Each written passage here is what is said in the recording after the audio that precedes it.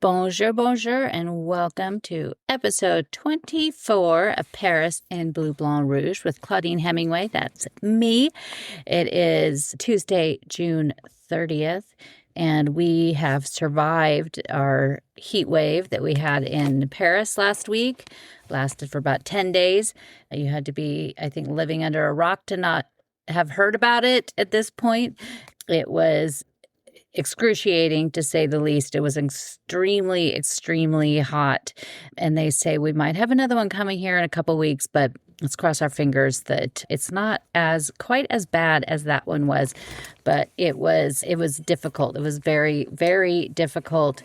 And now that it has ended, we're still hoping that all of our apartments start to get rid of all of that heat. That's the problem in Paris, is everything, you have so much stone, it kind of seeps in and sticks.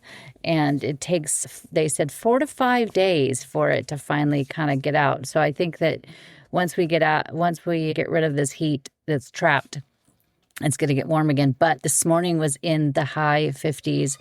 And I was extremely happy. Went out for a long walk to go and check out exactly what we're going to talk about today. So in this episode, I wanted to share with you something that's in Paris, and it's temporarily here, but it's temporarily here for a few years. So every summer, this comes out until next summer. Next summer will be the last one, and then after that, who knows? But I have a feeling they'll probably find some way to bring it back. But I will share all of that with you. So it's hard to say these days that anything can really impress people.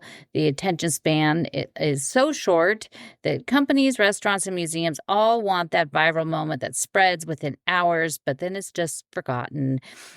Paris is a bit different. Are there endlessly influencers telling you a cafe covered with fake flowers is the one to go to or to just take a photo of?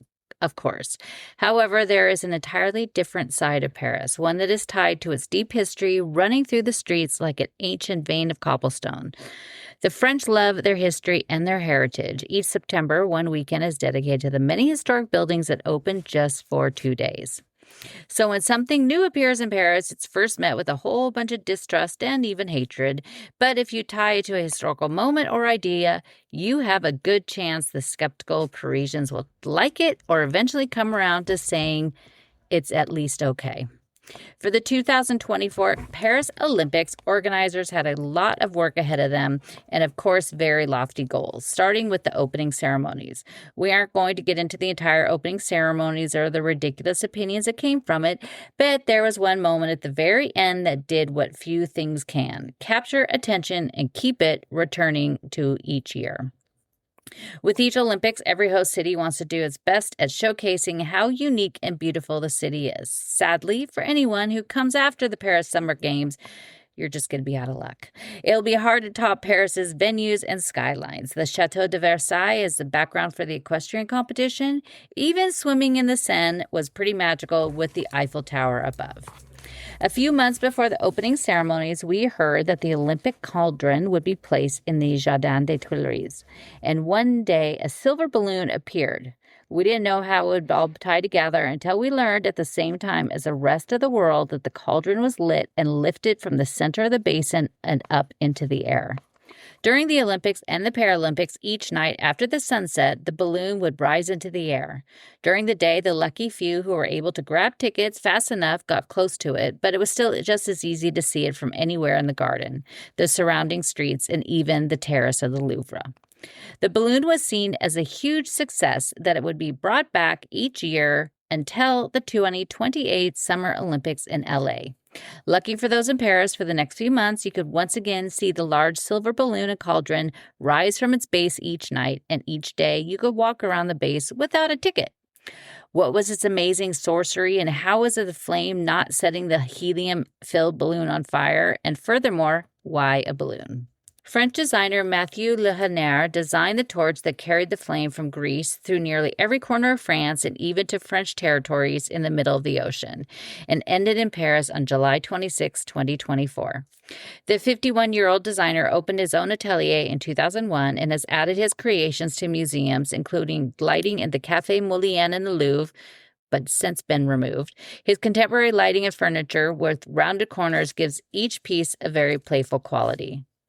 Leonard designed a large helium balloon at over 75 feet in diameter with a very special nod to history, which sits above a 23-foot diameter ring of fire. However, it wasn't the actual flame that encircles the ring and couldn't be each year after the Olympics had concluded. It was created by EDF, the French energy company, and consists of LED light beams and a water mist, making 100% renewable with no environmental impact. Pretty cool, huh? Why a balloon, you ask? Well, this is Paris, and nothing happens by chance.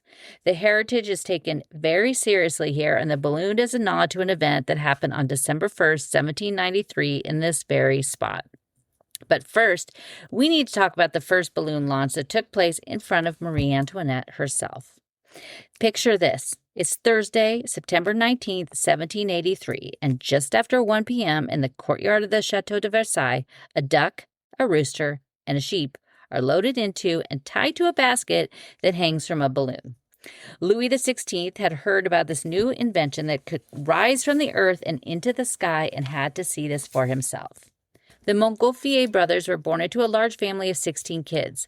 Their father headed up a paper and stationery company that had been in the family since the 14th century. With a bevy of siblings, Etienne and Joseph headed off to Paris to follow their own passions. Etienne studied architecture and called Jacques-Germain Soufflot, the architect of the Pantheon, a mentor. Joseph was interested in chemistry and set up a lab in Paris until 1772 when their brother Raymond died and the siblings were all called home to work in the family business. In 1782, the brothers, combining all their interests and a moment of good fortune, created the first hot air balloon. One day, Joseph had tossed a piece of paper into the fire and watched it lift into the air above the flames. This led Joseph to create a cube frame covered in silk, place it in the fireplace, and watched it rise up from his chimney. Eureka! By the end of the year, the two brothers had put their heads together, and by December 1782, the first steps towards flight had begun. Various fabrics from silk to wool and paper, combined with every kind of fire fueled by manure, leather, or even raw meat. On April 25, 1783, they hit the jackpot. A 105 cubic foot balloon constructed of canvas and strengthened with paper from the family biz, weighing just over 500 pounds, lifts into the air and travels 1,300 feet, much to the amazement of the small crowd below. Night and day they worked to perfect their design, and on June 4, 1783, a bigger balloon was flown and stayed aloft for 10 minutes, traveling a mile and a half. Word spread quickly throughout the scientific community and reached Versailles and the attention of the king himself. Louis XVI may have been the one man in the royal lineage who never wanted to take the throne. Louis was happiest taking clocks apart, looking at large maps, plotting navigational routes, and playing with locks and keys. He was a bit of a nerd, and I mean that as a compliment. When word reached Louis of this amazing feat of flying, he needed to see it for himself. Much to the delight of the Montgolfier brothers, who needed funding to take their project even higher, no pun intended, the two were invited to Versailles to present the flying balloon to the king himself. Of course, the brothers decided they needed to create a new, larger balloon. With this, the shape of the hot air balloon we know today was created. The brothers called upon their friend Jean-Baptiste Révillon, the owner of the Royal Manufacturer of Wallpaper, to assist in creating the new, larger balloon. Over 1,000 cubic meters, it was tested on September 11th, a week before the date with the king. It was a success, but not so fast. The rain had other ideas. Much like the same thing that happened 243 years later on the Pont Neuf to the JR structure, the wind and rain ripped apart the balloon. The date was set with the king for September 19th. A new balloon had to be created in less than a week. The previous one had taken 2 months. This was also the perfect time to go even bigger on the balloon at 1,400 cubic meters. The big day arrived there in the courtyard at the Château de Versailles before Louis XVI and Marie Antoinette and a few thousand of their friends. The Montgolfier brothers watched their balloon lift into history.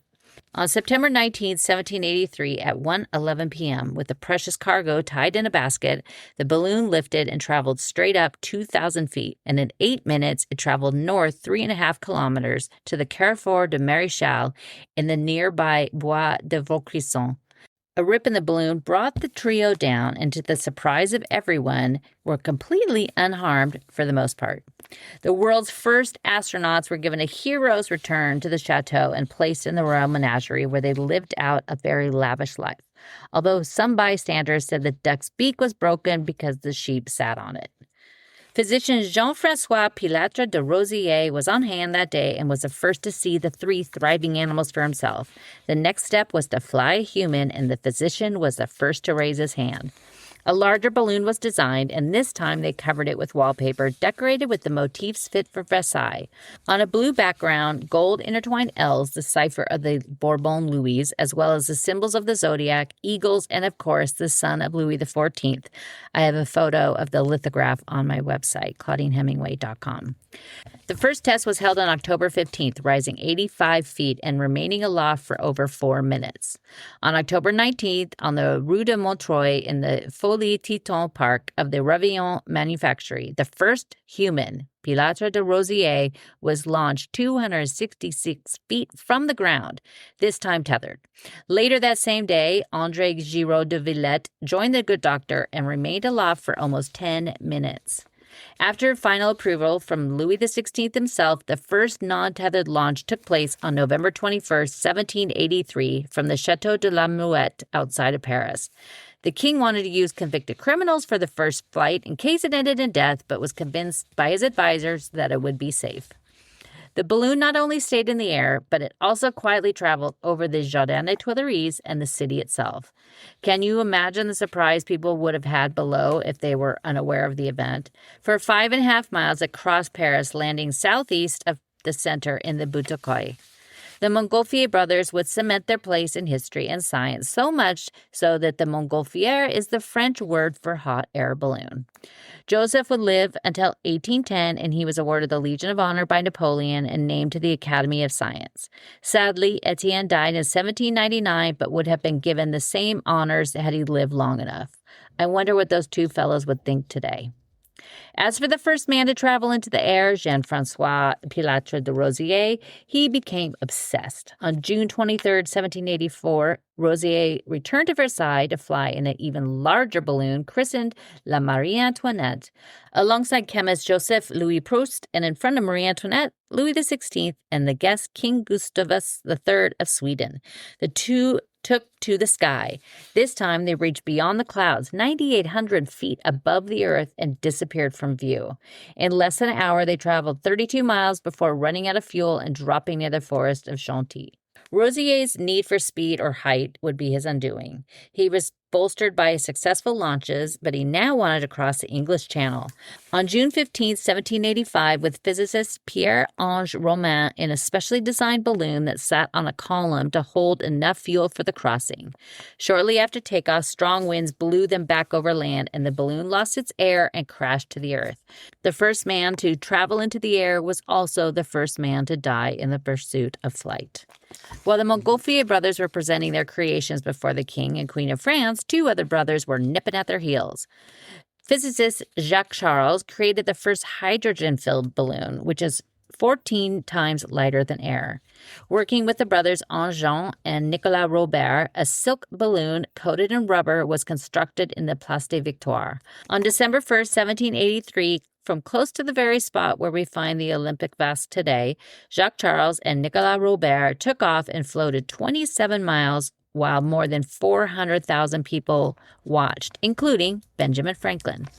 The 2024 Olympics held in Paris did a beautiful job of melding the games with the city's backdrop and a heavy dose of history. In Paris, you were constantly rubbing shoulders with history, even if you aren't paying attention. Marble plaques attached to buildings share the story of past figures that lived there, or a historic moment that occurred, or even mark the spot where someone died in the fight to free Paris during the liberation of 1944. Everything in Paris has a story. It's what gets me out of bed every morning, hours before the sun rises. I love to find those deep connections between what we see today and how it came to be. This is the same as what could be found in the story of the balloon in the Tuileries, but it doesn't end with the first balloon flight that occurred from and over the garden. It is also in the exact spot of where the balloon Vasque sits today. The balloon is situated over the round eastern basin of the Tuileries, which sits on the invisible line that runs through Paris, known as the Axe Historique. The Jardin des Tuileries was created under Catherine de' Medici in the 16th century and attached to her palace, which once stood at the end of the Louvre. Garden architect Pierre Lenotre was tasked with designing a garden that would include a grotto, vegetables, and endless beds of flowers, all for her enjoyment. The garden would evolve in the 17th century under Louis XIV and Pierre's grandson, André Lenotre, who would add the quintessential French design of geometric lines. As the king liked to escape to the countryside, to his place of birth in Saint-Germain-en-Laye, he asked Lenotre to extend the view from the Palais du Louvre through the garden and to the top of the hill we know as the Champs-Élysées. While the axis dates to the 17th century, it was in the 19th century that monuments were added along the line, linking history forever and finally anchored in 1989. Today, the access begins at the Musée du Louvre, off-center from the Pyramid of Ayampe. Listen to episode 16 for more about the pyramid. Is a statue originally designed by Bernini for Louis XIV and finished in 1684. Louis hated it and hid it in the farthest corner of Versailles until he had François Jardin redesign the Sun King into a Roman hero. While Ayampe was finishing the pyramid in the Cour Napoleon, a copy of the redesigned statue was created in lead as the original was too fragile to move. Upon arrival, Ayampe placed it southwest of the pyramid, which may look a little bit odd until you realize it's the beginning of the access line. Louis XIV rides his trusty steed and looks as if he's ready to head out for the weekend to one of his many countryside estates. From this spot, on a clear day, or better yet, from the window of the former bedroom of Henry II on the first floor of the Louvre, look west to the outskirts of Paris. From Louis, we see the Arc de Triomphe de Carousel, commissioned by Napoleon and built in 1808. More on that one soon. The line runs through the central path of the Arc's garden and to the Olympic balloon, cementing its place in history, even if only temporarily. Continuing through the Tuileries, the Place de la Concorde, and the 13th century Luxor obelisk, a gift from Egypt to France in 1830 and erected in 1836. The golden triangle at the top of the obelisk is easy to spot over the trees of the garden from the inside the Louvre. Continuing down the Avenue des Champs-Élysées to the crowning monument of the Arc de Triomphe. The big brother of the carousel was imagined by Napoleon, but he never saw it completed. Finished by Louis Philippe in 1836, it is still dedicated to the glory of the great soldiers of France, many of whom had given their lives for the country. From there, the line extends along Avenue Charles de Gaulle and ends outside of Paris in the business district of La Défense. The Arc of La Défense was inaugurated in 1989 and is so huge that Notre Dame could slide inside of it. As for the cauldron, it returned this summer and will return one more time in 2027. Maybe it will return in the future. It is a rather beloved addition to the Paris skyline.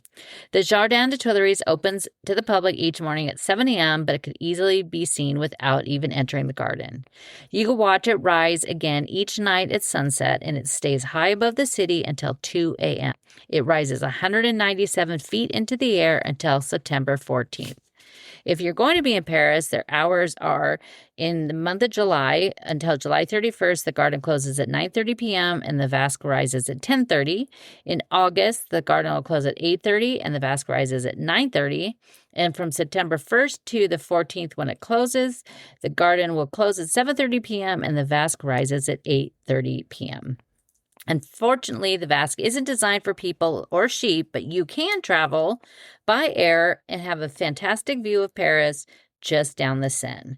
In the Parc André Citroën in the 15th, near the Seine and not far past the Eiffel Tower, the Ballon Générale that offers tethered visits 150 meters up into the Parisian sky for 16 to 20 euros. I might have to go down there and check it out. It's a huge basket. I'll put a link on my website.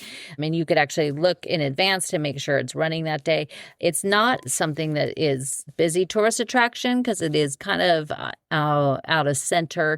And I think a lot of people forget about it, but you do a lot of times we'll see it if you're on the Eiffel Tower, you're like, hey, why is that balloon over there? But it is tethered, so you're not going to fly away. And it's pretty huge, but I need to go down there and take a look at it. I did do a hot air balloon. I think I was like a teenager in Napa Valley with some family, and it was pretty amazing. You have to get up pretty early. to go do it. But I just walked over to the Tuileries this morning early. I was by there at about 7:15. The garden was open, and they say that you can't, the area around the Vasque is not open, but there's a fence, but you could walk right up to the fence and you could see it. You could see the base of it completely undisturbed. Honestly, I've never been around it when it's actually open to the public because I like to go so early in the morning. But at night, it's pretty cool. And it will, I mean, hundreds and hundreds of people will stand there waiting for it to rise up. And it's like you could hear a pin drop. Like everybody is just silent when it rises up. It's pretty amazing. It is a really, really cool thing. So I imagine it will be something that is going to be extend past 2027, but it will be here again next year. So if you're planning to come to Paris, also come next summer.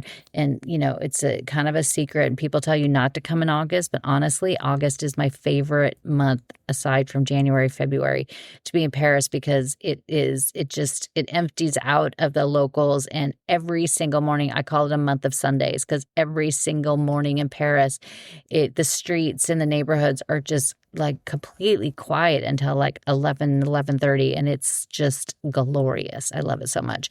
Let's just hope it doesn't get super hot this year. But I did an episode a couple weeks ago about Pont Neuf and also about the art installation by JR, and it just actually closed. The last day to see it was on Sunday, and of course that's the day I went to go see it because it was the first day. We had a tiny bit of a cooler morning, and I either go see exhibits and everything literally right when they open, or I run out of time and have to race to see them on the last few days.